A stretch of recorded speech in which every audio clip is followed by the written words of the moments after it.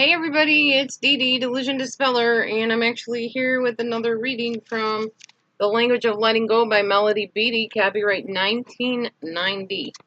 Today we're going to be talking about one of my very favorite subjects and a very important subject if you are the victim of a narcissist or an abusive person and you need to detach while you are in the situation or you need to get out and detach. Either way, detachment is crucial when you are the target of an abuser. So let's read.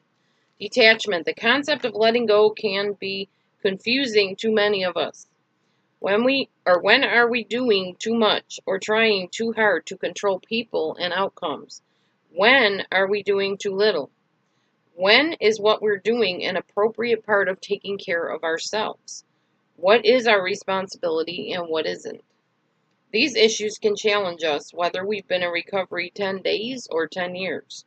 Sometimes we may let go so much that we neglect responsibility to ourselves and others. Other times we may cross the line from taking care of ourselves to controlling others and outcomes.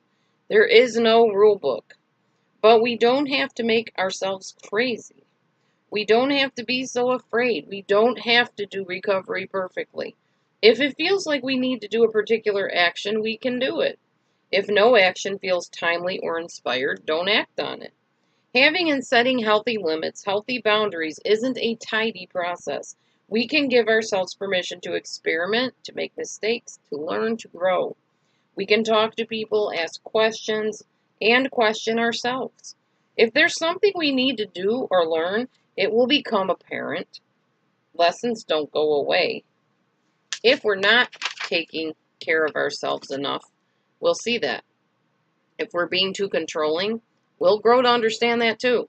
Things will work out. The way will become clear.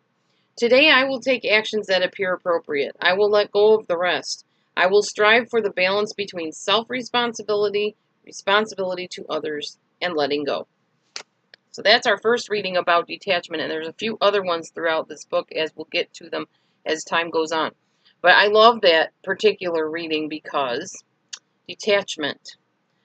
It's also said somewhere in this book that if you can't let go, hold on loosely. And I think that's brilliant because sometimes it's just too hard to let go. We like those memories. We like rehearsing and rehashing things that were done to us or things that we experienced, positive and negative, with the person that was the abuser. So sometimes it's a matter of gradually pulling away, holding on loosely. So maybe setting time limits for yourself. I'm going to think about this person for 5 minutes. I'm going to allow myself to do that. And then I'm going to go do my dishes, or I'm going to go fold laundry, or I'm going to go work on a school assignment, or get ready for work, or whatever it is. Set time limits, set boundaries for yourself. It'll help immensely. If you allow yourself a certain allotted amount of time to ponder on something and then tell yourself, when I'm done with this, I'm going to do something else, it will help you get that balance reestablished in your life. I think it's so important. Balance, balance, balance. That's what you always hear me talk about, and you always will hear me talk about this. Detachment is one of those things that leads to that balance and aids that balance. Detachment to me sometimes means, like, for instance, online with the chaos that's currently going on. Detachment means saying what I have to say, letting other people say what they have to say, and responding if I want to. And not taking it personally. Not letting it get in here. Just basically saying, okay, that's their opinion. That's on the outside. That's them. That's not me. Just because somebody says, hey, Dee Dee, you're butt ugly, and your belly dancing is stupid, and you're too fat to be a belly dancer, or, hey, Dee Dee, you're stupid for supporting that person, and you're enabling them, and whatever. You know what?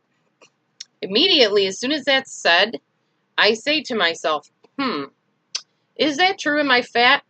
Yep, I'm fat. That means I need to lose some weight. Oh, I'm already working on that. Okay, we're good. Check that one off as being true, but doable. Then the next thing, Dee Dee, I don't like how you're supporting that person. You're enabling them. Am I enabling those people? Do I think I'm enabling those people? Nope, I'm just in there to lend support.